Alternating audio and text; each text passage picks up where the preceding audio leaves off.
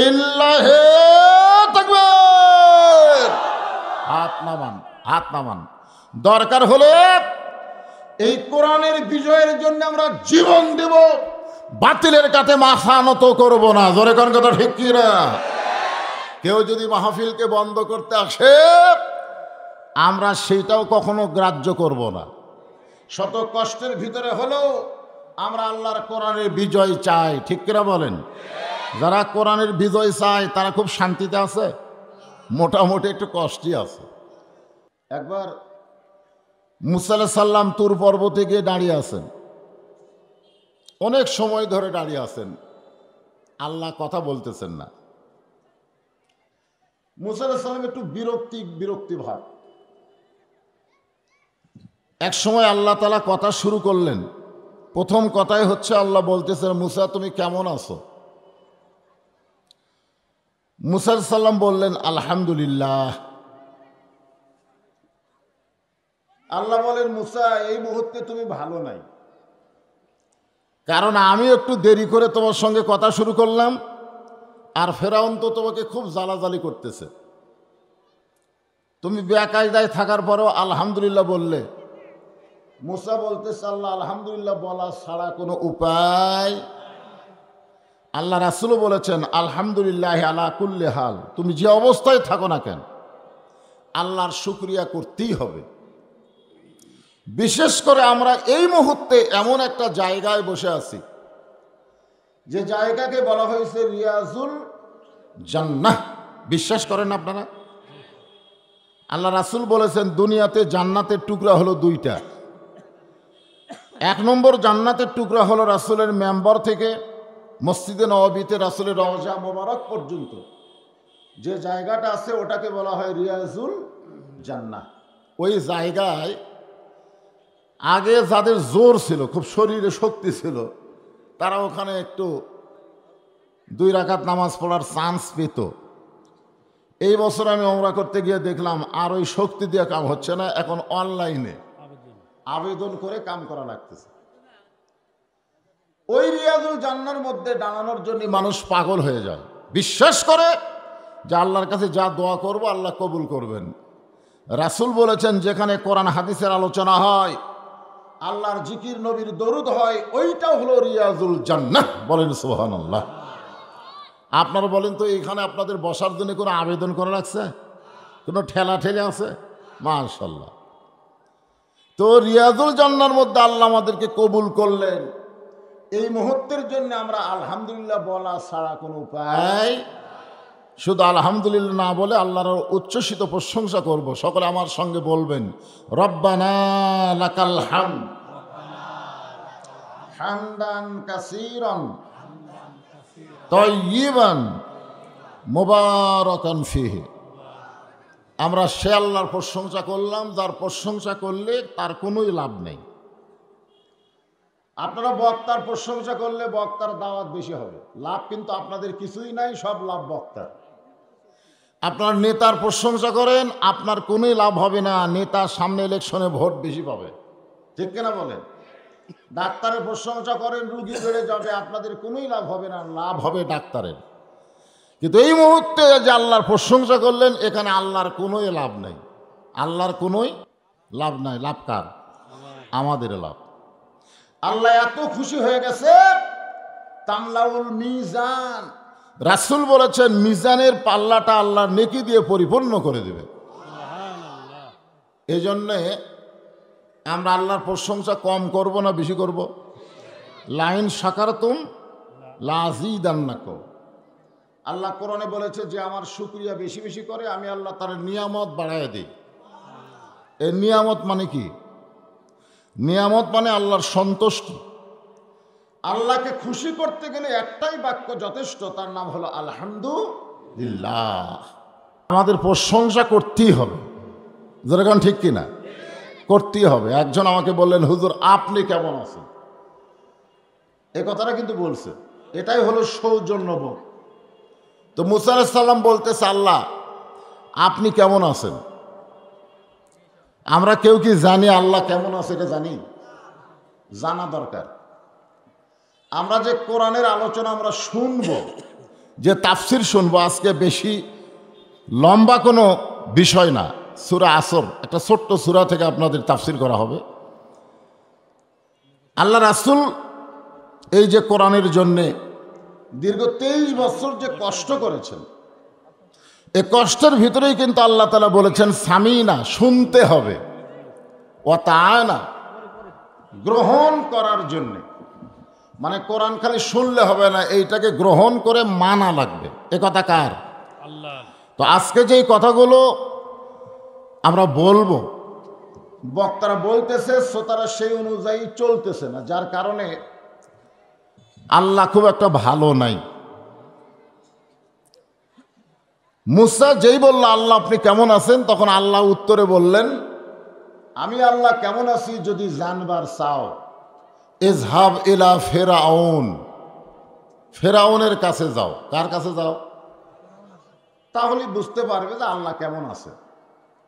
এখন বাংলাদেশের মুসলমান আল্লাহ কেমন আছে যদি জানবার চাও, তাহলে একটা জায়গায় যাওয়া লাগবে, না জেলখানা না, একটা জায়গায় গেলে দেখা যাবে যে আল্লাহ কেমন আছে। এখন যারা আল্লাহর কথা বলে, আল্লাহ যদি ভালো থাকে তাহলে তারাও ভালো থাকবে। জোরে কোন কথা ঠিক কিনা? তো যাই হোক, আল্লাহ তাআলা সূরা আসরের মধ্যে আমাদের যে মেসেজ দিচ্ছেন, এ বিষয়ে আজকে আপনাদের সামনে আলোচনা হবে। আসর মানে সময়। আসর মানে কি? হ্যাঁ, সময়। সময়ের অত্যন্ত গুরুত্ব আছে। সময়ের গুরুত্ব নাই? খুব গুরুত্ব। সেই সময়টা আমাদের কাছ থেকে চলে যাচ্ছে, সময়টা চলে যাচ্ছে। এই সময় আমরা ধরে রাখতে পারতেছি না। আল্লাহ তাআলা সময়ের কসম করলেন, মিশে মায়ায় বন্দি থাইকা করলাম কত খেলা, পশ্চিমে তাকিয়া দেখো তোমার ডুইবা গেছে বেলা, এক পলকের নাই ভরসা, মিশে সকল আশা, কখন বুঝি দারুণ ঝড়ে ভাঙবে তোমার বাসা। খুব খেয়াল করবেন, আজকে যে মাগরিবের নামাজ, এশার নামাজ আমাদের কাছ থেকে বিদায় নিল, নেয়নি? আপনি শত চেষ্টা করলে এই মাগরিব আর এশা ফিরে আনতে পারবেন? তার মানে কি? শেষ। প্রতিটা মুহূর্ত মুহূর্তে আমাদের কাছ থেকে সময় বিদায় নিচ্ছেন। সেই সময়ের কসম করে আল্লাহ বললেন, ইন্নাল ইনসানা লাফি খুসর, ইন্না মানে নিশ্চয়, ইনসান মানে মানুষ, লাফি মানে ভিতরে, খুসরুন মানে ক্ষতি। নিশ্চয় মানুষগুলো ক্ষতির ভিতরে। আমার সঙ্গে একটু গুনগুন করে সবাই গাবেন, আদর করে মানুষ আল্লাহ বানায়া, কেমনে দিবেন ক্ষতির মধ্যে ফেলিয়া। আল্লাহর যত সৃষ্টি আছে, সমস্ত সৃষ্টির ভিতরে মানুষকে আল্লাহ বলেছেন আল ইনসানু আশরাফুল মাখলুকাত। সুবহানাল্লাহ হবেন না? একেবারে নির্দিষ্ট করে আল্লাহ বলেছেন মানুষই হচ্ছে সৃষ্টির মধ্যে সবচাইতে ভদ্র, নম্র এবং শ্রেষ্ঠ। ধরে কান সুবহানাল্লাহ। আর সেই মানুষকে আল্লাহ ক্ষতির কথা বলতেছেন। আল্লাহ যেখানে ইবাদতের কথা বলছেন, কোরআন শরীফ যারা পড়েন, আমি তাদেরকেই একটু খেয়াল করার জন্য বলতেছি। ইবাদতের কথা আল্লাহ যেখানে বলেছেন, অমা খলাকতুল জিন্না অল ইনসা ইল্লা লিয়াবুদুন, জিন এবং মানুষকে আমার ইবাদতের জন্য সৃষ্টি করেছি। কথা কার?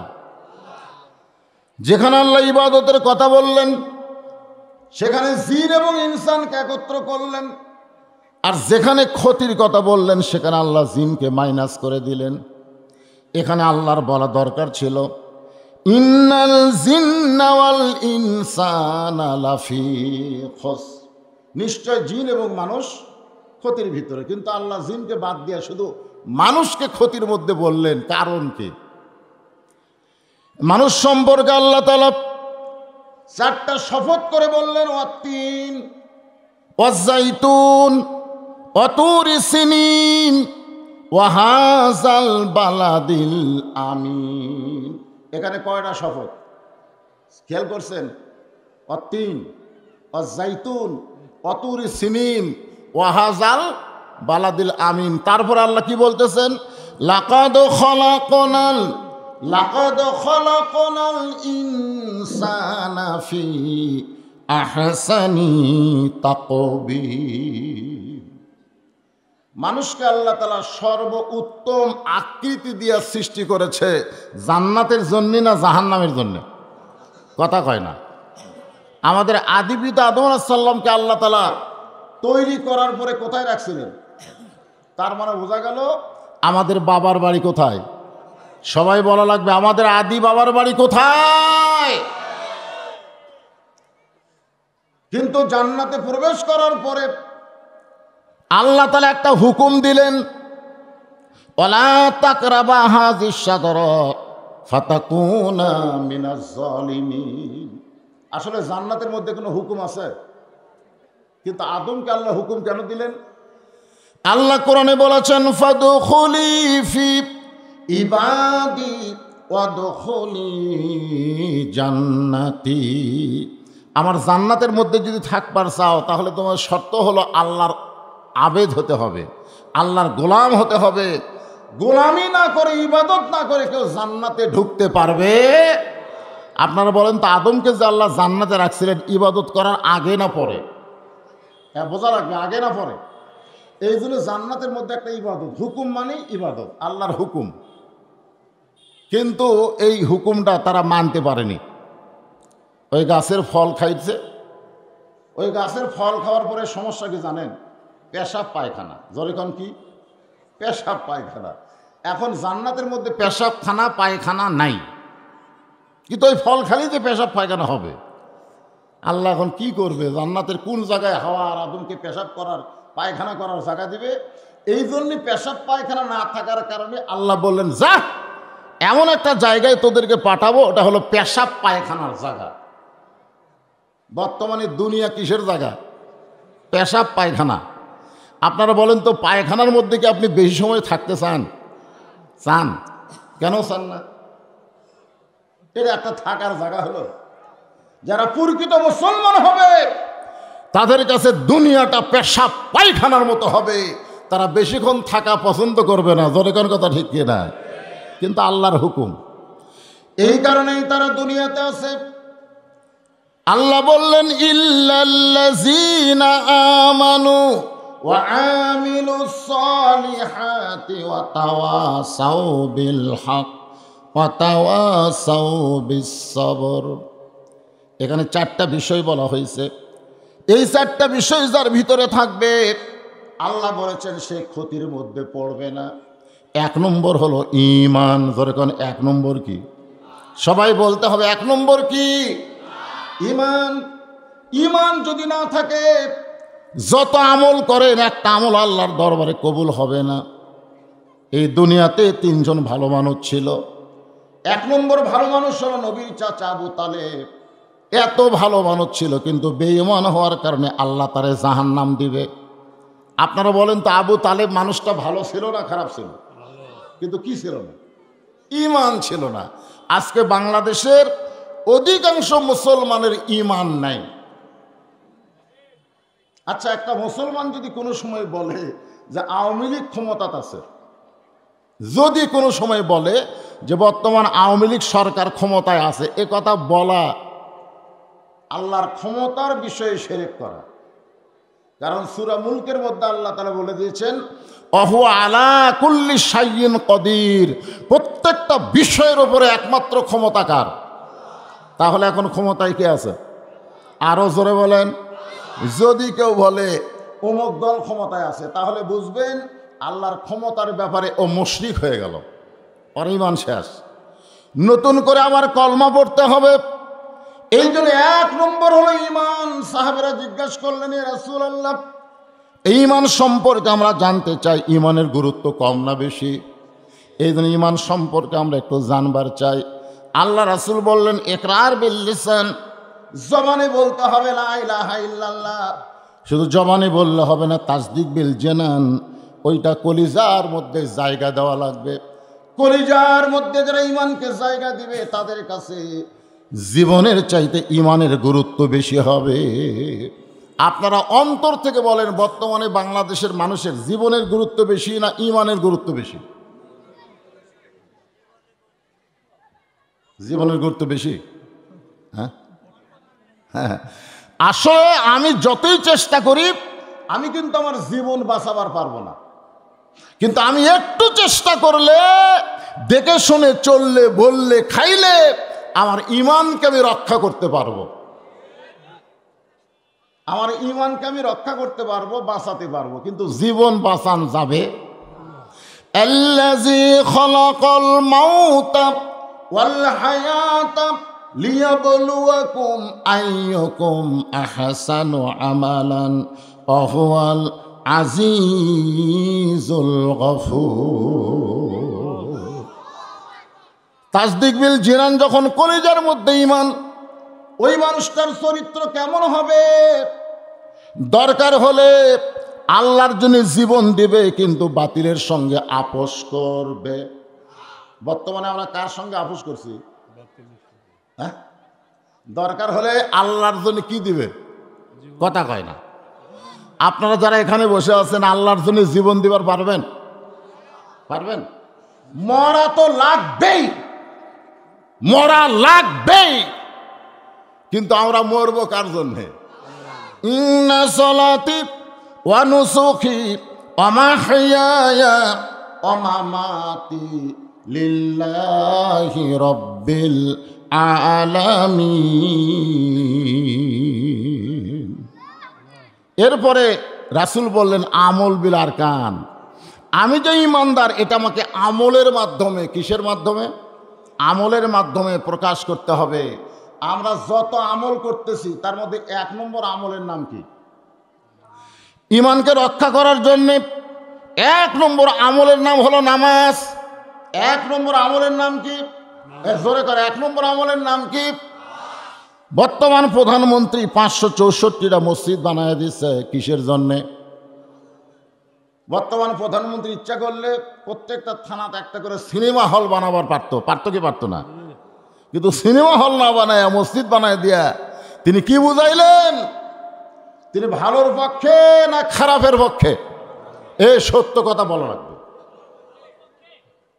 ভালোর পক্ষে না? আপনারা বলেন মসজিদের মধ্যে কি হয়, কিন্তু মুয়াজ্জিন আজান দিলে যায় না। তাহলে মসজিদ বানালাম 500 না 5000 মসজিদ বানালাম, কিন্তু মুসল্লি হয় না, হবে? ইমান রক্ষা করতে হবে। 1 নম্বর আমল লা সালাতা লা ঈমানা। যার নামাজ নাই তার ইমান নাই, ডাইরেক্ট কথা। বাইনাল আবদি ওয়াল কুফরি তরকুস সালাত। বান্দার কাফেরের মধ্যে পৃথক করার নাম হলো নামাজ। যে নামাজ পড়বে সে আল্লাহর বান্দা, যে পড়ে না সে হলো কাফের। তাহলে নামাজ না পড়লে যদি কাফের হয়, সেই নামাজের গুরুত্ব কম না বেশি?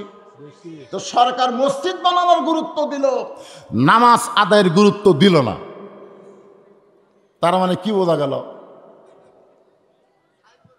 না না না, একটা বোঝা লাগবে তো। এখানে আল্লাহ বলতেছেন আল্লাযীনা ইম্মাক্কান্নাহুম ফিল আরদ। মুসলমানের মধ্যে কাউকে যখন ক্ষমতা দেওয়া হয়, ক্ষমতার মালিককে? আরো জোরে বলেন, ক্ষমতার মালিককে? মুসলমানের মধ্যে যদি কাউকে ক্ষমতা দেওয়া হয়, তার 1 নম্বর দায়িত্ব হলো আকামুস সালাত, নামাজ কায়েম করা।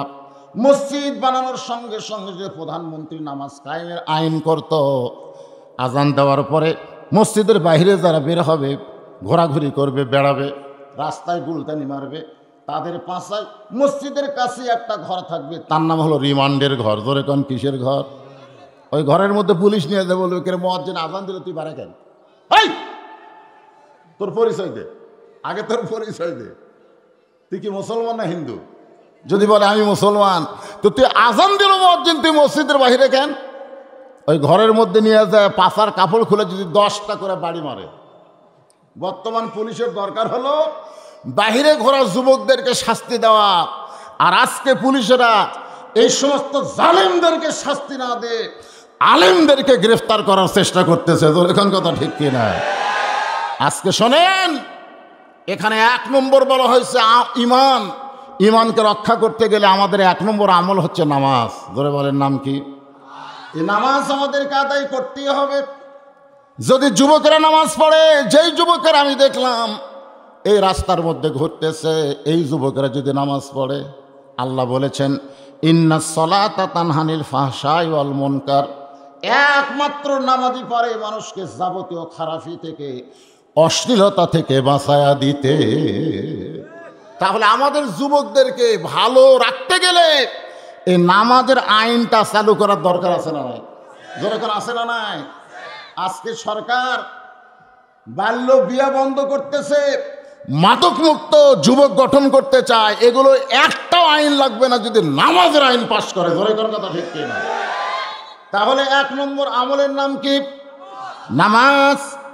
এই নামাজটা পুরুষ মানুষের জন্য 1 নম্বর, কিন্তু পর্দার মধ্যে যারা কথা বলতেছে তাদের জন্য নামাজ কিন্তু 1 নম্বর না।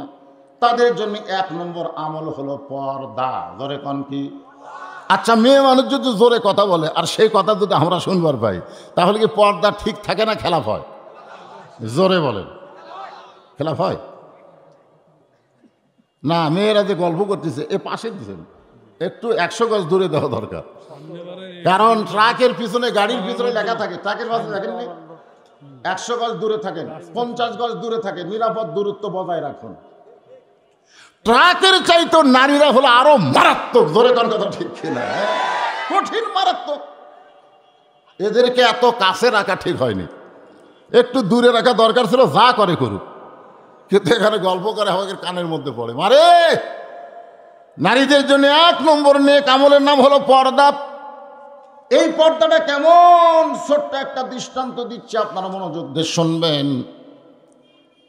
যাকে বলা হয়েছে সাইয়্যিদাতুন নিসাই আহলিল জান্নাহ, নাম হলো ফাতেমাতুজ জোহরা। নাম শোনেন নাই? এরা কি প্রত্যেক জুম্মার দিন, আজকে জুমার দিন না, আজকে জুমার সানি খুতবায় ইমাম সাহেবকে আপনাদের শুনাইছে? শুনছেন আপনারা? সাইয়্যিদাতুন নিসাই আহলিল জান্নাহ ফাতেমাতুজ জোহরা, জান্নাতি নারীদের মধ্যে তিনি নেত্রী হবেন। তার নাম হলো ফাতেমা। ওই ফাতেমা কেমন দেখার জন্য কতগুলো মেয়ে মানুষ তার বাড়ির দরজায়। ফাতেমারা কেমন এটা দেখার জন্য পুরুষ মানুষ না, মেয়ে মানুষ তার বাড়ির দরজায়। কিন্তু গিয়ে দেখতেছেন দরজাটা বন্ধ। মেয়েরা চিন্তা করে আমরা ফাতেমার সঙ্গে দেখা করব, কিন্তু দরজা বন্ধ, কেমনে ঢুকবো? এমন সময় দেখে একটা ছোট্ট বাচ্চা দৌড়াদৌড়ি করতেছে। মেয়েদের মধ্যে একজন ওই বাচ্চাকে কাছে ডাকলেন, বাবু তোমার নাম কি? ছোট বাচ্চা বলতেছে আমার নাম হলো হোসাইন ইবনে আলী।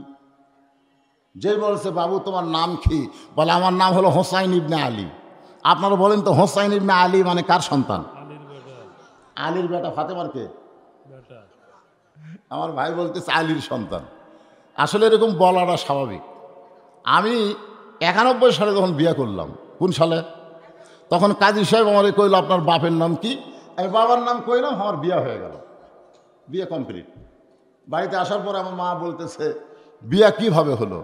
আমি বললাম কাজী সাহেব কইল বাবার নাম কি, আমি বাবার নাম লিখে দিলাম, বিয়ে হয়ে গেল। তো মা বলতেছে আমার নাম কয়নি? আমি বললাম না মা, আপনার নাম তো শুনবার চাইনি, খালি বাবার নাম দিয়েই তো বিয়ে হলো।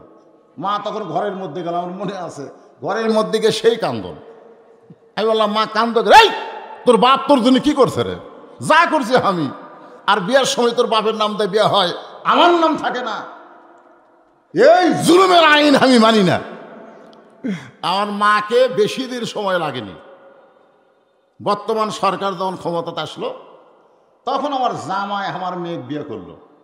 যে ওয়াজ করে না, ও আমার মেয়ে বিয়ে করতেছে। কাজী সাহেব বলতেছে আপনার বাপের নাম কি, মায়ের নাম কি? আমি চিন্তা করলাম কি রে, আমার বিয়ে হলো খালি বাপ দিয়ে, আর জামার বিয়ে বাপও লাগে বাবা লাগে। এই সরকারের একটা ভালো কাজের মধ্যে এই কাজ হলো যে খালি বাপের পরিচয় দিলে হবে না, সন্তানকে মায়ের পরিচয় দেওয়া লাগবে। ধরে করবে তো ঠিক কিনা? কারণ বাবা আনন্দে মাতিয়া সাগরে ভাসাইয়া সেই যে চইলা যায় খবর লয় না, মাজন ধরিয়া উদরে কতই কষ্ট করে, 10 মাস পরে পেল প্রসবের বেদনা। এমন মাকে সন্তান বাদ দিবার পারবে? শূন্যস্থান আপনাকে পুরা করা লাগবে। আমি যেখানে থামবো ওখানকার পরের সেন্টেন্স আপনাকে বলা লাগবে। পারবেন না? সবাই বলবেন, তাহলে দেখবেন ওয়াজ বক্তা শ্রোতা একেবারে একাকার হয়ে যাবে, আপনাদের বুঝতে আর কোনো কষ্ট থাকবে না। ছোট্ট ওই ছেলেটা বললো আমার নাম হলো হোসেন ইবনে আলী। মেয়েরা বুঝতে পারলে এটাই ফাতেমার সন্তান। একজন মেয়ে বলতেছে, বাবা তোমার মায়ের সঙ্গে আমরা একটু দেখা করবার চাই, তুমি কি তোমার মায়ের কাছে গিয়ে আমাদের জন্য দরজা খোলার ব্যবস্থা করতে পারো? হোসেন বলতেছে, আপনাদের কোনো টেনশন নাই, আমি যাচ্ছি। এই কথা বলার সঙ্গে সঙ্গে খেলাধুলো বাদ দেয়া হোসেন রাদিয়াল্লাহু ছোট্ট মানুষ এক দৌড়ে মায়ের ঘরের দরজায়, মায়ের ঘরের দরজায় যে ঘর হোসেন টপকাইছে ওই ঘরের ভিতরে হযরত আলী আল্লাহর কোরআন তেলাওয়াত করতেছে। ইন্নামাল মুমিনুনা আল্লাযীনা ইযা যুকিরাল্লাহু ওয়াজিলাত কুলুবুহুম ওয়া ইযা তুলিয়াত আলাইহিম আয়াতুহু জাদাতুহুম ঈমানা ওয়া আলা রাব্বিহিম ইয়াতাওয়াক্কালুন।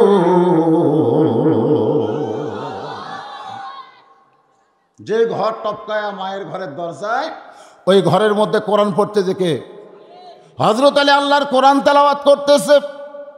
আপনারা বলেন তো, কোরআন তেলাওয়াত শোনার পরে মানুষের ঈমান বাড়ে না কমে? আমাদের বাংলাদেশে, পৃথিবীর ভিতরে এত কোরআনের মাহফিল কোনো দেশে হয় না। সবচাইতে বেশি হয় সেই দেশের নাম কি? আরো জোরে কোন? হায় হায় রে, এত কোরআনের মাহফিল পৃথিবীর কোনো জায়গা হয় না। আর এইরকম কষ্ট করে পৃথিবীর কোনো রাষ্ট্রের মানুষ কোরআনের ওয়াজও শোনে না। আরামের বিছনা বালিশ বাদ দিয়ে খেড়ের উপর বসে আছে। তারপরেও মানুষের ঈমান দিন দিন বাড়তিছে না কমতিছে? হ্যাঁ। তার মানে কি বোঝা গেল? হযরত আলী যে আয়াত তেলাওয়াত করতেছেন, মুমিন কারা? পাইকারের সবাই মুমিন না। যারা মুমিন হবে তাদের চারটা বৈশিষ্ট্য থাকা লাগবে। এক নম্বর বৈশিষ্ট্য হলো ইজা যুকিরাল্লাহু ওয়াজিলাত কুলুবুহুম, যখন যারা আল্লাহর জিকির করবে, এই জিকির করার কারণে তাদের অন্তরের মধ্যে তড়পড়ানি শুরু হবে। সুবহানাল্লাহ কোন? ওয়া ইজা তুলিয়াত আলাইহিম আয়াতুহু, যখন তারা কোরআনের আয়াত শুনবে, কোরআনের তেলাওয়াত শুনবে, এই তেলাওয়াত শোনার সঙ্গে সঙ্গে আল্লাহ পাক তাদের ঈমান বাড়ায়া দিবে। হযরত আলী কোরআন শরীফ পড়তে পড়তে দেখে ছেলে তার মায়ের ঘরের দরজায়, সঙ্গে সঙ্গে কোরআন পড়া বন্ধ করে দিয়ে বলেন, এই থাম থাম। হোসেন রাদিয়াল্লাহকে থামাই দিয়েছে বাপে। এখান থেকে একটা শিক্ষা আমাদের নিতে হবে। আপনি যতই ইবাদত করেন, আপনার সন্তান কি করতেছে এদিকে বাবার খেয়াল করার দরকার আছে না নাই? হযরত আলী কি পড়তেছে? কোরআন পড়তে তো কোনো দিকে খেয়াল করার দরকার না, অথচ তার সন্তানকে তিনি থামায় নেন। একটু মনোযোগ দেবেন। আপনি যত ইবাদত করেন না কেন, আপনার ইবাদত তখন কবুল হবে যখন আপনার সন্তান সন্ততির দিকে আপনি খেয়াল রাখবেন। কি করবেন? তাহলে আপনি যারা বাবারা এখানে বসেছেন, আপনার ছেলে যদি মেলাদ ধরে, আপনার খেয়াল করার দরকার আছে না নাই? আপনার ছেলে সকালে বাড়ি থেকে বের হয়ে যায়, সন্ধ্যার সময় বাড়িতে আসে, আপনার ছেলে কি করতেছে বাবা হিসেবে আপনার খেয়াল করার দরকার আছে না নাই? দরকার আছে না নাই? খেয়াল করেন? করেন না? জাহান্নামের আগুন থেকে বাঁচতে গেলে আপনি একলা বাঁচলে হবে না, আপনার আহাল পরিবার নিয়ে বাঁচা লাগবে। হুকুম কার? আরো জোরে বলেন, হুকুম কার? আপনার ছেলের 22 বছর বয়স, রাত 3টা পর্যন্ত আর্জেন্টিনার খেলা দেখে, মেসি কিভাবে গোল করে এগুলো সব দেখে, কিন্তু আসসালাতু খায়রুম মিনান নাম শোনার সাথে সাথে ঘুমায়া যায়। আপনি কোনোদিন খেয়াল করছেন? এই আপনি খেয়াল করছেন? আপনার মেয়ে 17 বছর বয়স, সরকারি আইন হলো 18 বছর আগে বিয়ে দেওয়া যাবে না। এখন 17 বছরের মেয়েটা কি করতেছে বাবা হিসেবে আপনার খেয়াল করার দরকার আছে না নাই? আপনার মেয়েটা ফাতেমা হচ্ছে না পরিমণি হচ্ছে, এটা গ্রামের লোক দেখার আগে আপনাকে খেয়াল করা লাগবে। আপনি খেয়াল করবেন আপনার মেয়েটার সাইজ কিরকম। ওই যে হাই হিল পরে কিলকিল করে ঘুরতেছে, ওর এই বেপর্দা চেহারা দেখে গ্রামের সমস্ত ছেলেরা মুনির খানের মতন বিরহের গান গাচ্ছে। আপনি বাবা হিসাবে খেয়াল করবেন না? সন্তানের দিকে খেয়াল করার দরকার আছে না নাই? আফজালু জিকির তেলাওয়াতুল কোরআন, সবচাইতে উত্তম জিকির হলো আল্লাহর কোরআন। সেই কোরআন তেলাওয়াত বাদ দিয়ে তার সন্তানকে থামাইছে, থাম, বাইরে খেলাধুলা করতেছিলি ভালো, খেলাধুলা বাদ দিয়ে মায়ের ঘরের দরজা কেন কি? হোসেন বলতেছে বাবা কতগুলো মেয়ে মানুষ দরজায় দাঁড়িয়ে আছে, তারা আমার মায়ের সঙ্গে দেখা করবে, আমার মা তাদের সঙ্গে দেখা করবে কিনা এটা জানার জন্যে মায়ের দরজা খুলতে চাই। হযরত আলী বলতেছে তোমার বয়স কত? তুমি যে মায়ের দরজা খুলতে চাও তোমার বয়স কত? হোসেন বলতেছে আপনি ভালো জানেন। ছেলের বয়স কত কে ভালো জানে? এই ছেলের বয়স কত মাও জানে না। মাও জানলে রাসূল কয় তারিখে দুনিয়াতে এসেছে এটা কিন্তু আমেনা বলে যেত, কিন্তু আব্দুল্লাহ মায়ের পেটে থাকতেই রাসূলের বাবা মারা গেছে। এই জন্য পৃথিবীর কোনো ঐতিহাসিক কয় তারিখে রাসূল দুনিয়াতে এসেছে এটা নির্দিষ্ট করে বলতে পারেনি। কেউ বলেছে রবিউল মাসের 1 তারিখে, কেউ বলেছে 7 তারিখে, কেউ বলেছে 9 তারিখে, কিন্তু রাসূল যে কয় তারিখে বিদায় নিছে এইটা দুনিয়ার সমস্ত মানুষ জানে। কারণ ওই সময় রাসূলের 1.5 লক্ষ 1.5 লক্ষ সাহাবী ছিল, জোরে কোন সুবহানাল্লাহ। তাহলে জন্ম তারিখ বাবা না থাকলে এইটা নির্দিষ্ট করে বলা কঠিন। মা এইটা করে না, এইটা করে বাবা। আলী বলতেছেন তোমার বয়স এখন 4 বছর। জোরে কোন কয় বছর? 4 বছরের বাচ্চা যখন তখন মায়ের ঘরে ঢুকতে পারবা না। খুব খেয়াল করবেন ইসলামী শরীয়ত। 4 বছরের বাচ্চা যখন তখন মায়ের ঘরে ঢুকতে পারবা না। 2 বছরের বাচ্চা যদি হয় যখন তখন মায়ের ঘরে ঢোকো, কোনো সমস্যা নাই। মা যদি কাপড় খুলেও ঘরের মধ্যে থাকে 2 বছর বাচ্চা ঢুকলে কোনো সমস্যা নাই। 2 বছর পার হয়ে গেলে দুধ যখন ছাড়ে এরপরে যদি বাচ্চা ঢোকে তাহলে সমস্যা আছে। তোমার বয়স এখন 4 বছর, এখান থেকে আমাদের একটা ফতোয়া নেওয়া লাগবে। ছেলে যখন বড় হয় ইচ্ছা করলে মায়ের ঘরে ঢোকা যাবে না, ঢুকতে গেলে মায়ের অনুমতি লাগবে। জোরে কোন কি লাগবে? আবার মেয়ে যদি বড় হয় বাবা ইচ্ছা করলেই মেয়ের ঘরে ঢুকতে পারবে না, ঢুকতে গেলে বাবার অনুমতি নেওয়া লাগবে। আমার মেয়েরা এখন বড় হয়ে গেছে, মেয়েরা ঘরে আছে, আমি কি যখন তখন ঢুকতে পারবো? জোরে কোন পারবো? আল্লাহ নবী জোহরের নামাজ পড়ার পরে ফাতেমার বাড়িতে এসে সালাম দেয়। ফাতেমার দরজা এসে ওয়ালাইকুম আসসালাম বলে কান্দে, কিন্তু দরজা খোলে না। রাসূল বলে ফাতেমা তোকে দেখার জন্য আইসে মা, একটু দরজা খুলে দে। ফাতেমা কান্দারে বলে বাবা এমন একটা কাপড় আমার পরনে আছে যে কাপড় পরে আপনার জন্য দরজা খুলতে বড় শরম পাই। বাবা এখনকার মতো আপনি ফেরত যান। আল্লাহ নবী ফেরত গেলেন। আসরের নামাজ পড়ার পরে নবী আবার ফাতেমার দরজায়। ফাতেমা কান্দারে বলে বাবা এমন একটা কাপড় পরে আসি গো বাবা, এই কাপড় পরা অবস্থা আপনার জন্য দরজা খুলতে পারবো না। সঙ্গে সঙ্গে আল্লাহ নবী জানলার পাশে গিয়ে এক টানে গায়ের চাদর খুলে ওই চাদরটা ফাতেমার জন্য জানলা দিয়া দেয়। ফাতেমা ওই চাদর পরে নবীর জন্য যখন দরজা খোলে আল্লাহ নবী তাকায় বলে ফাতেমা রে কষ্ট মনে করিস না, 33 বার সুবহানাল্লাহ, 33 বার আলহামদুলিল্লাহ, 34 বার আল্লাহর জিকির কর। দুনিয়াতে কষ্ট হবে, আল্লাহ একটা জান্নাতের দরজা তোকে খুলে দিবে। সুবহানাল্লাহ জোরে খান। এখান থেকে আমরা কি বুঝলাম? হোসেনের বয়স কত?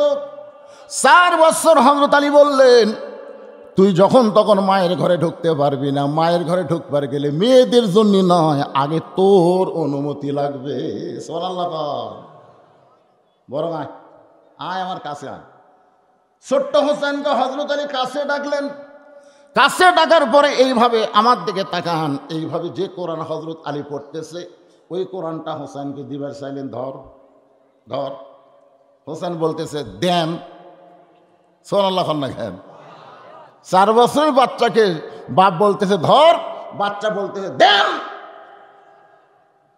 হযরত আলী আসমানের দিকে তাকায় কয় আলহামদুলিল্লাহ, আল্লাহ এমন একটা সন্তান তুমি আমাকে দান করেছো। দুইটা সন্তান, ধরে কোন কয়টা? এরা জন্মসূত্রেই পবিত্র। আসরের নামাজের প্রথম সেজদা, আল্লাহ রাসূল আসরের নামাজের কোন সেজদা? প্রথম সেজদা 3 বার সুবহান রাব্বিল আলা। দ্বিতীয় সেজদায় যায় 100 বার উমর ফারুক সুবহান রাব্বিল আলা কয়, কিন্তু সেজদা ওঠে না। দ্বিতীয় রাকাতে ঠিক আছে, তৃতীয় রাকাতে ঠিক, চতুর্থ রাকাতে ঠিক, কিন্তু প্রথম রাকাতে দ্বিতীয় সেজদায় এই লম্বা হলো। ওমর ফারুক বলে, রাসূলুল্লাহ বেয়াদবি নেবেন না, আসরের নামাজের প্রথম রাকাতের দ্বিতীয় সেজদা এত লম্বা কেন?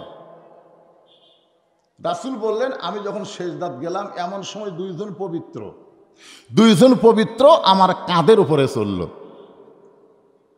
কয়জন? দুইজন পবিত্র। দুইজন কি পবিত্র আমার কাঁধের উপরে চললো। আমি নামাজ পড়া অবস্থায় ওদেরকে পিঠ থেকে নামাতে চাইলাম, কিন্তু নামাজের মালিক আল্লাহ বলতেছি, ইয়া রাসূলুল্লাহ আমার নামাজের কারণে ওদেরকে পিঠ থেকে নামাবেন না। আমি আল্লাহ এত ভালোবাসি, যতক্ষণ আপনার পিঠে থাকবে আপনি সেজদাই তুলবেন না। সুবহানাল্লাহ। তার মানে কি বুঝলেন? হাসান হোসেন জন্মসূত্রে পবিত্র।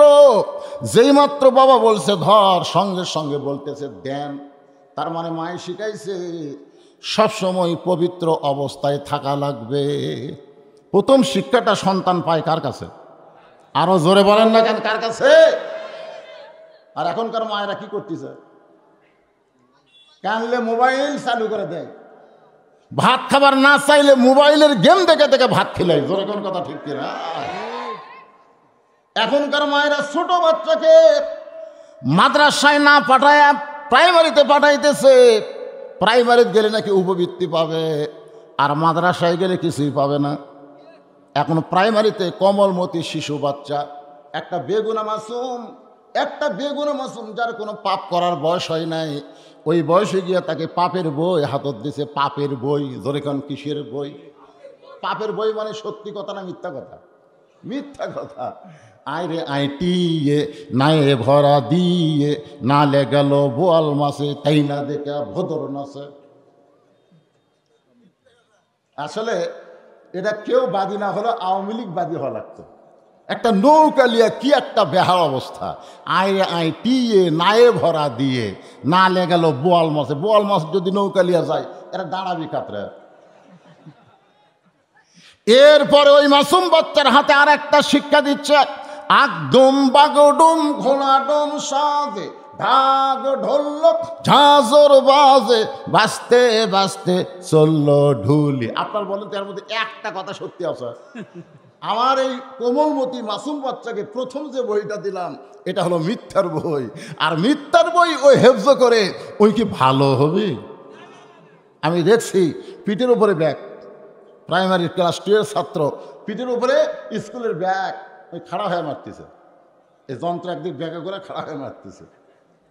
এই পাগল বস, দাঁড়ায় পেশাব করা যায়? এই কোথায় পড়িস? প্রাইমারিতে। কোন ক্লাসে? 2 পড়ি। তো কেমনে পেশাব করা লাগে তোর স্যার তোকে শিখাইনি? ও তখন বলতেছে চাষা যে কি খন প্রাইমারি পেশাবখানার যায় দেখে আমার স্যারই খাড়া হয়ে পেশাব করে।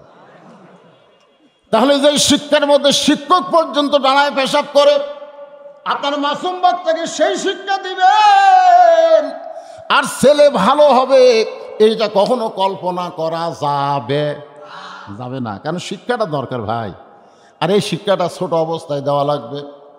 হযরত আলী হোসেনের হাতে কোরআন শরীফ দিয়ে ফাতেমার ঘরের মধ্যে ঢুকতেছেন। আপনার বলেন তো, সন্তান বড় হইলে মায়ের ঘরে ঢুকতে কি লাগবে? অনুমতি লাগবে।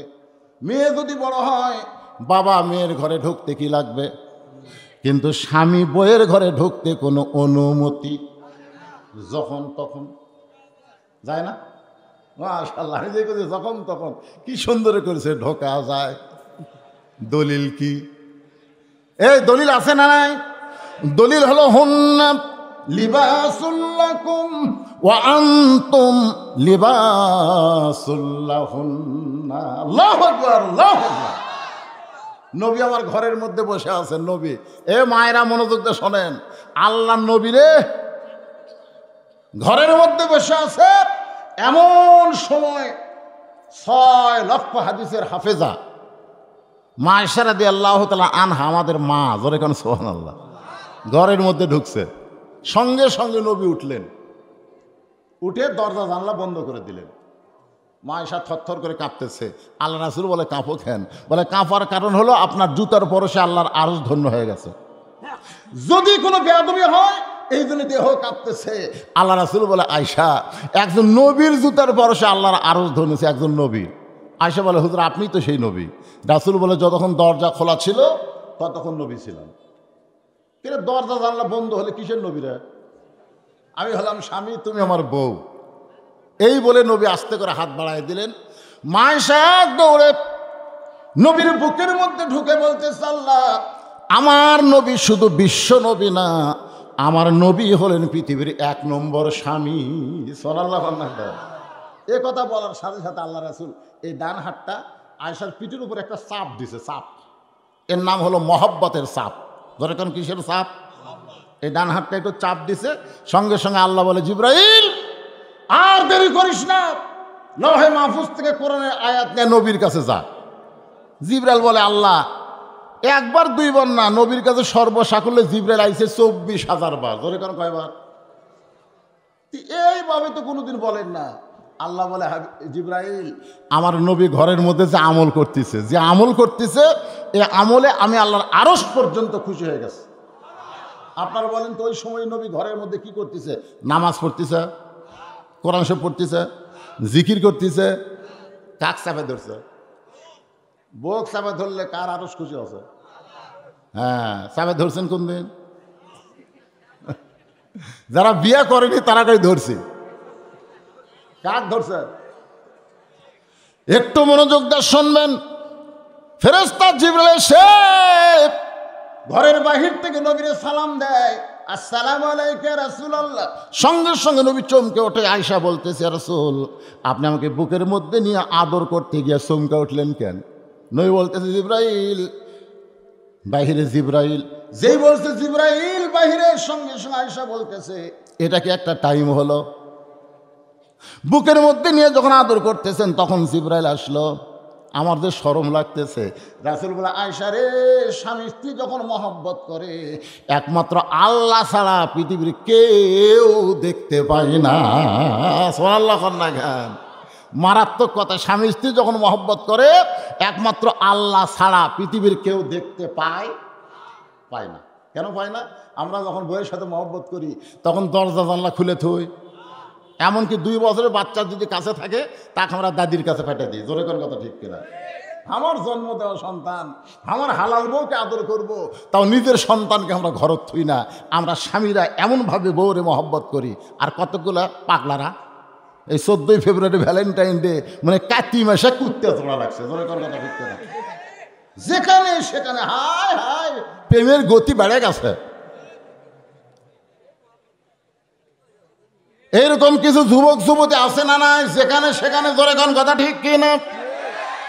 আল্লাহর বান্দা বান্দির একটু মনোযোগ দিয়ে শুনবেন। নবী চমকে গিয়ে বলে, জিবরাইল, এই মুহূর্তে আপনি কেন আইছেন? ফেরেশতা জিবরাইল বলতেছে, রাসূলুল্লাহ, আমি আমার ইচ্ছায় আসি নাই, আল্লাহর কোরআন নিয়ে আপনার কাছে হাজির হয়েছি। ঘরের মধ্যে কি করতেছেন আমি জানি না, তবে আল্লাহর আরশ খুশি হয়ে গেছে। আল্লাহ তাআলা কোরআনে আয়াত নাজিল করেছে, হুন্না লিবাসুল লাকুম ওয়া আনতুম লিবাসুল লাহুন্না। এটাই হলো দলিল, স্বামী যখন তখন বইয়ের ঘরে ঢুকতে পারবে, বইয়ের কোনো অনুমতি লাগবে। কারণ স্বামী বিবির পোশাক, বিবি হলো স্বামীর পোশাক। একই কম্বলের মধ্যে, একই ল্যাপের ভিতরে সারা জীবন। পারলে একই বালিশের উপরে মাথা দিয়ে 2 জন ঘুমাবেন। একটু মনোযোগ দিয়ে শুনবেন আমার মায়েরা যারা বসে আছেন পর্দার অন্তরালে, আমার বাবাজিরা যে আমার সামনে বসে আছেন, একটু মনোযোগ দিয়ে শুনবেন। হযরত আলী ফাতেমার ঘরের মধ্যে ঢুকতে কোনো হুকুম লাগবে? নিজের ইচ্ছায় দরজা খুলে তাকায় দেখে ফাতেমা ডান হাতে আল্লাহর কোরআন তেলাওয়াত করতেছে, আর বাম হাতে জাতা ঘুরাইতেছে। দরজা খোলার পরে, অন্দরমহলের দরজা খোলার পরে আলী দেখতেছে ফাতেমা বাম হাতে জাতা ঘুরাই আর ডান হাতে কোরআন তেলাওয়াত করে। এই দৃশ্য দেখার পরে হযরত আলী চোখটা দরদর করে পানি পড়তেছে। আল্লাহ, ভাঙ্গা ঘরের মধ্যে তোমার রহমতে এমন একটা বউ পাইছি যে বউটা আমার দুনিয়ার জান্নাত হয়ে গেছে। আল্লাহ, কি বউ রে! বাম হাতে দুনিয়া, ডান হাতে আখেরাত। সুবহানাল্লাহ কান্না কেন? বাম হাতে ছাতা ঘুরে, ডান হাতে কোরআন পড়ে, এরকম বউ পাওয়া হলো ভাগ্যের ব্যাপার। আর আমরা দরজা খুললে দেখি হিন্দুদের চ্যানেল, স্টার জলসা, জি বাংলা, ওই নাটকগুলো দেখতে গিয়ে হরি হরি লো লো লো লো লো, আমাকে বউগুলো এটাই করতেছে। ধরে কথা কর না কেন? এই মায়েরা, স্টার জলসা, জি বাংলা যদি দেখেন আর বন্ধুদের শোনেন, একই পলিথিন ব্যাগের মধ্যে 4 তেল। ধরে কোন কয় তেল? আগে বলছে ভাই আমার সরিষার তেল লাগবে, 1 পোয়া দে। 1 পোয়া দিছে, বলতেছে ভাই রে, বউ তো বলতেছে মাথার চুল তো তেল দেওয়া লাগবে, তো নারকেলের 8 পোয়া দে। 8 পোয়া নারকেল 8 পোয়া কার এর মধ্যে দে, অত ব্যাগের কি দরকার? কিছুক্ষণ পরে বলতেছে ভাই রে, সোয়াবিন হয় না রে, ½ কেজি দে। ভাই এর মধ্যে দে, কিন্তু আমি যদি লেই তোর অসুবিধা কি? লাস্টে বলতেছে ভাই মাঝে মধ্যে কারেন্ট যায় রে, আবার বেনা হারকিনের যুগ ফেরত আসে, দে ½ কেজি কেরাসিন দে। তখন দোকানদার বলতেছে ভাই কার মধ্যে? এরই মধ্যেই। এখন 4টা তেল একত্র করে বাড়িতে এসে বউকে বলতেছে বাঁচে এলাও। বলে কি বাঁচবো? সরিষা, নারকেল, সোয়াবিন, কেরাসিন। কয় ব্যাগ? বলে 1 ব্যাগ। হায় হায়, আপনারা বলেন তেল আছে? বেতাল হয়ে গেছে। বুঝলি, শুধু ওয়াজও শুনবে, আবার স্টার জলসা, জি বাংলা দেখবে, এরা আসলে বেতাল হয়ে গেছে। তোরে কোন কথা ঠিক কিনা? আজকে মায়েদের ওয়াদা দেন, মান তাসাব্বা বিকওমিন ফাহুয়া মিনহুম। রাসূল বলেছেন, বুখারী শরীফের হাদিস, যে জাতকে যে অনুসরণ করবে ওই জাতের সাথে হাসর হবে। তাহলে আপনি ভারতের স্টার জলসা, জি বাংলা দেখেন, হিন্দুদের সাথে আপনাকে জাহান্নামে যাওয়া লাগবে। তা আপনার বউ যদি এগুলা করে, আপনার কিছু করার দরকার আছে না নাই? কি করবেন? পিটন। ইসলামে পিটনের কথা আছে। আমার এক ওয়াজ শুনছেন, সে 2007 সালে, যে তোমরা মাঠটা দিবা না, একটু ফোঁস করা লাগবে। ফোঁস বোঝেন না?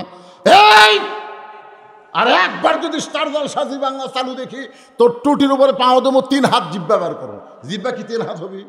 ওটা একটা ঝাঁকি। এই জন্যে ফোঁস করা লাগবে মাঝে মধ্যে। এরকম বিবির উপর একটু খেয়াল করবেন। আমার মায়েরা, মন খারাপ করবেন না। আপনাদের ইমান সুন্দর আমলের জন্য কথাগুলো বলতেছি। মা, মেয়েদের 1 নম্বর নেক আমলের নাম হলো পর্দা। ধরে বলেন নাম কি?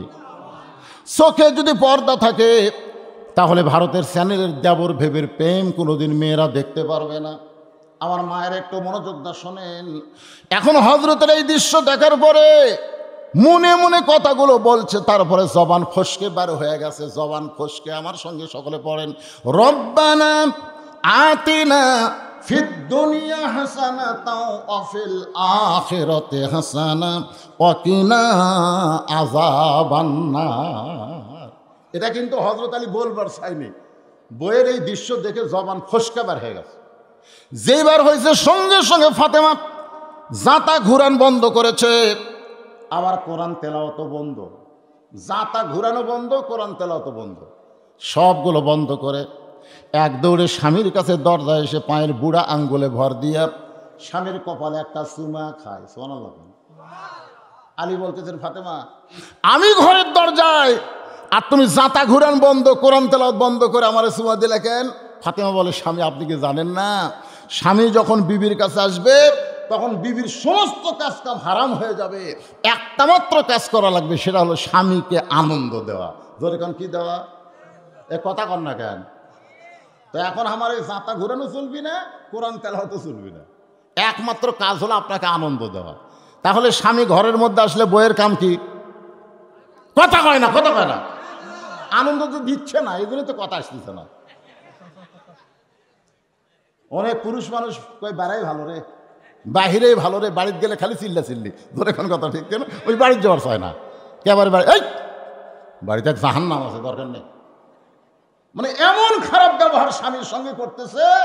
আল্লাহ রাসূল বলেছেন, ফাতেমা আল্লাহ ছাড়া কাউকে যদি সেজদা দেওয়ার হুকুম থাকতো, তাহলে তোমাকে বলতাম আলীর পায়ে সেজদা কর।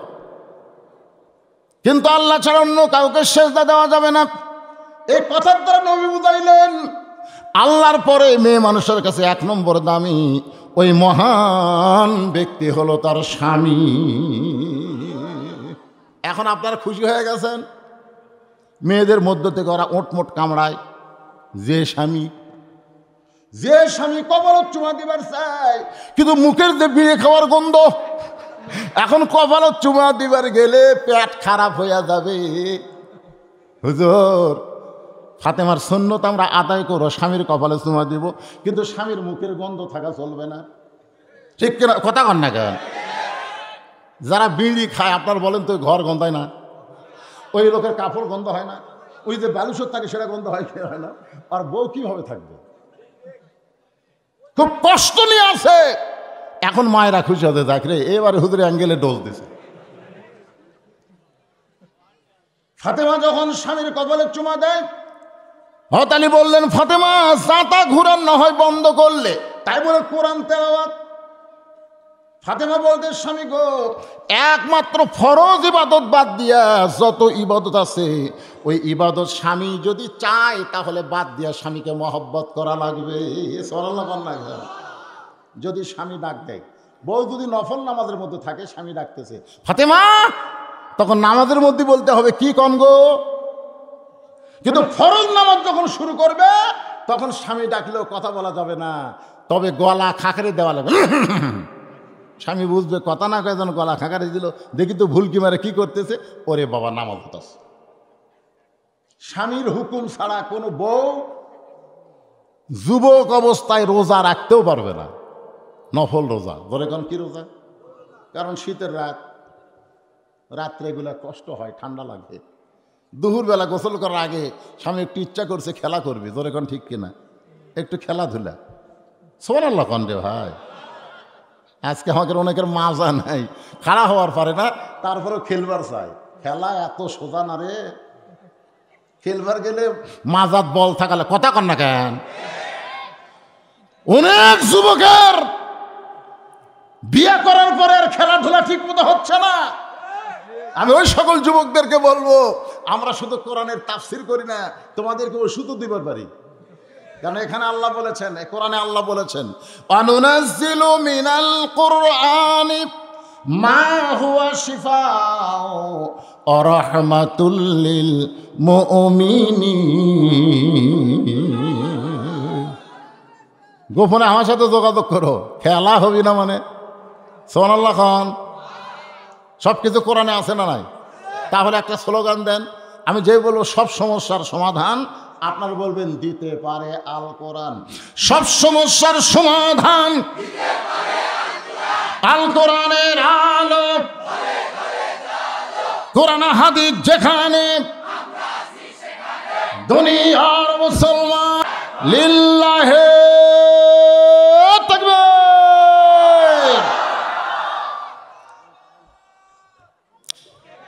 হযরত আলী বলতেছেন, ফাতেমা কোরআন শরীফ পড়া বাদ দিলা। ফাতেমা বলতেছে, স্বামী যখন কাছে আসবে তখন নফল কোরআন শরীফ পড়াও চলবে। একটু মনোযোগ দিয়ে শুনবেন। আর মায়েদের জন্য কথাগুলো বলতেছি, এরা বেশি বেশি। স্বামী বলতেছে, আসো একটু গোসল করার আগে খেলা করি। বউ বলতেছে, আমি রোজা আছি। স্বামী কয়, কি রোজা গো? বলে, সোমবারের রোজা, শুক্রবারের রোজা। আপনি রমজানের রোজাই ঠিক মতো করবার পারেন না, আর আপনি নফল রোজা রাখতেছেন। হ্যাঁ, নফল রোজা করবেন, স্বামী যদি হুকুম দেয় তাহলে মেয়েরা নফল ইবাদত করতে যখন পারবে। স্বামীর হুকুম ছাড়া করা যাবে না। একটু মনোযোগ দিয়ে শুনবেন।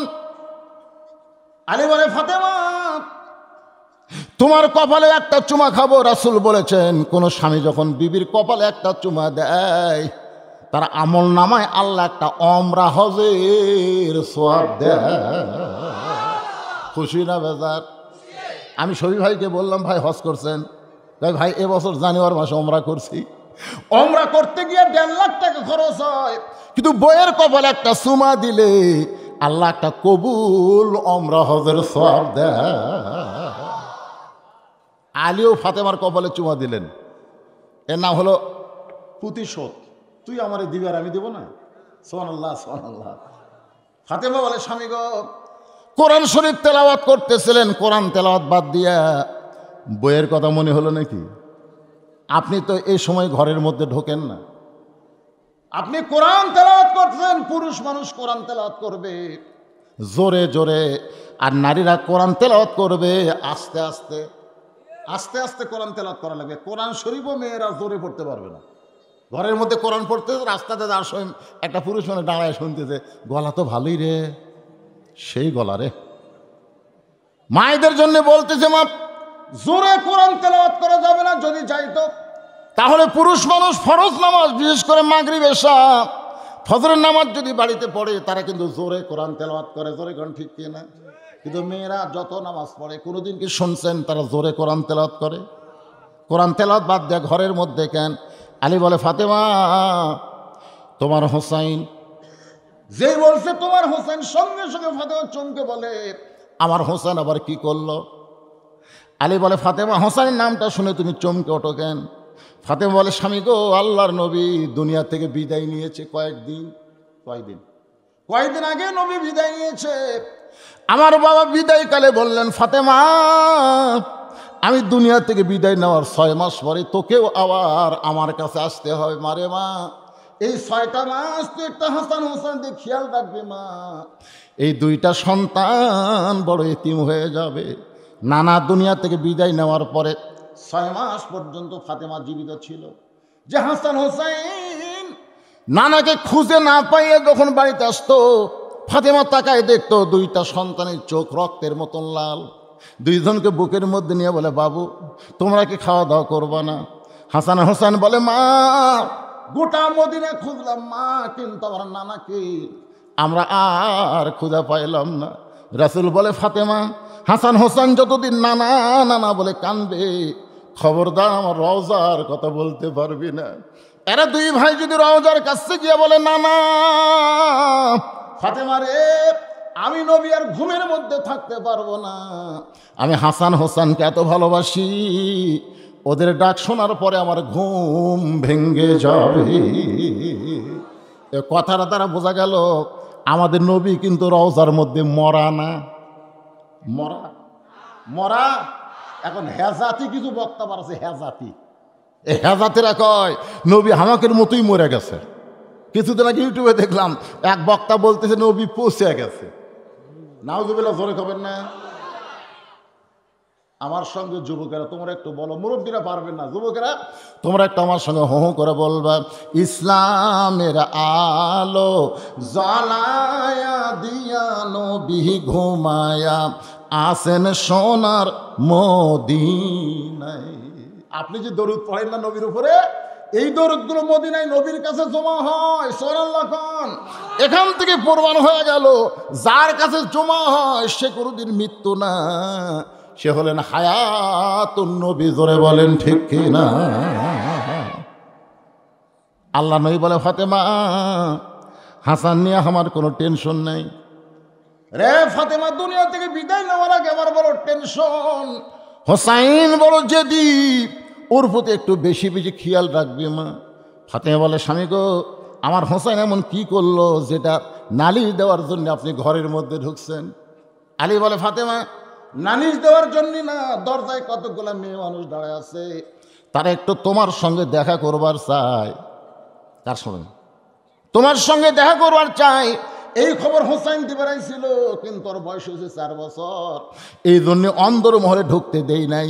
বরং হোসেনের হাতে এখন আল্লাহর কোরআন শরীফ দিয়া আমি স্বামী তোমার ঘরের মধ্যে ঢুকছি। সঙ্গে সঙ্গে ফাতেমা মুস্কি মুস্কি হাসে আর বলে, আলহামদুলিল্লাহ আলহামদুলিল্লাহ। আলে বলে, ফাতেমা মুস্কি হাইতে আলহামদুলিল্লাহ কেন করতেছ? ফাতেমা বলে, স্বামী গো, ওই বাবা মা সবচাইতে বড় ভাগ্যবান যার শিশু বাচ্চার হাতে থাকবে আল্লাহর কোরআন। লিল্লাহি তাকবীর। ওই বাবা মা হলো সবচাইতে বড় ভাগ্যবান যার শিশু বাচ্চার হাতে থাকবে কি? আল্লাহর কোরআন। আজকে আমাদের শিশু বাচ্চাদেরকে কোরআনের মাহফিলের 1 নম্বর মেসেজ হলো, ছোট ছোট বাচ্চাদের হাতে কোরআন শরীফ দেওয়ার দরকার আছে না নাই? জোরে কোন আছে না নাই? খালি মুখ দেখলে হবে না, আছে মার্কা আছে। কোন সে মার্কা? আল কোরআন। জোরে কোন মার্কা আছে? কোন সে মার্কা? আরো জোরে জোরসে বলুন। শিক্ষা আছে? কোন সে শিক্ষা? একমাত্র শিক্ষা, যে শিক্ষা ধরবার গেলে ঠেলা আছে। কখনোই তোমরা ধরতে পারবা না, স্পর্শ করতে পারবা না যতক্ষণ তোমরা পবিত্র না হওয়া। যেটা ধরবার গেলে পবিত্র হওয়া লাগে, তাহলে আপনার মাসুম বাচ্চাকে এই কোরআনে শিক্ষা দিলে ও আর কোনোদিন অপবিত্র হবে না। জোরে করে কথা ঠিক না? কারণ ছোট থেকে যা শিখবে ওই শিক্ষার উপরে নৈতিকতা গড়ে উঠবে। ফাতেমা মুচকে মুচকে হাসে আর আল্লাহর শুকর আদায় করে। ওই বাবা মা হলো সবচাইতে বড় ভাগ্যবান, যার ছোট বাচ্চার হাতে থাকবে আল্লাহর কোরআন। আলী বলে, ফাতেমা তাহলে ওই মেয়েদেরকে কি দরজা খুলে দিব?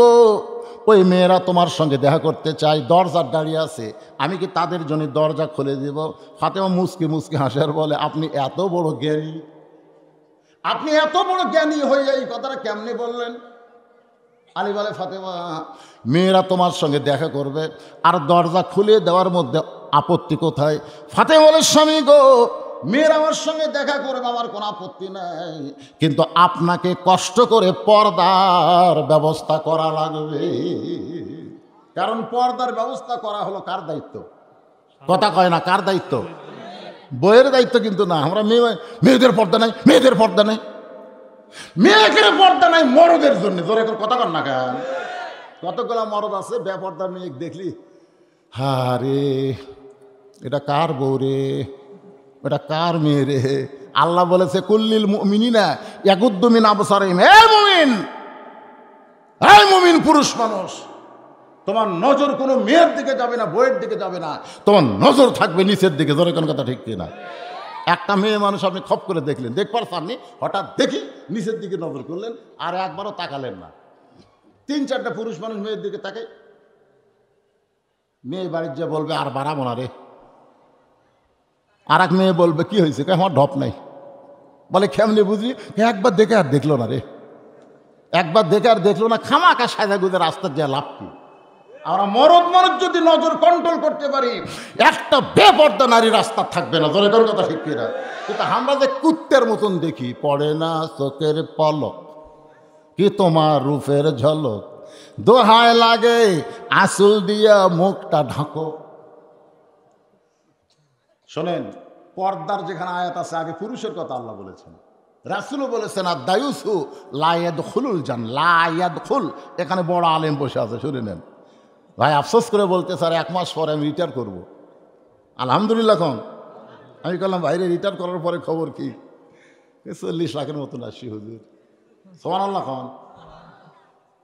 আর আমরা বক্তারা রিটায়ার করলে, হ্যাঁ আসলেই তাই ভাই। আমারও এরকম একটা চাকরি আসছিল, কিন্তু আমি ওয়াজের ঠেলার চাকরি বাদ দিছি। এখন বুঝতেছি, আমি তখন জানি না যে এটা শেষ পর্যন্ত এরকম দামি হবে। তখন বেতন ঠিক মতো আসলো না, এই বেকার খাটা কি হবি রে। এখন আল্লাহর পক্ষ থেকে ভাইকে বলবো, আল্লাহ আপনাকে শান্তি দিবে, রিটায়ার হবে। রিটায়ার হওয়া শান্তির কিছু না, মনে আফসোস করবেন না। আল্লাহ পাক আপনারে বুঝাই দিল, চাকরি থেকে রিটায়ার হওয়া মানে সংসার থেকেও তোকে রিটায়ার হওয়া লাগবে। দুনিয়া থেকে রিটায়ার হয়ে পরজগতের পথে পা খুব জোরে জোরে বাড়াতে হবে। জোরে কোন কথা ঠিক না?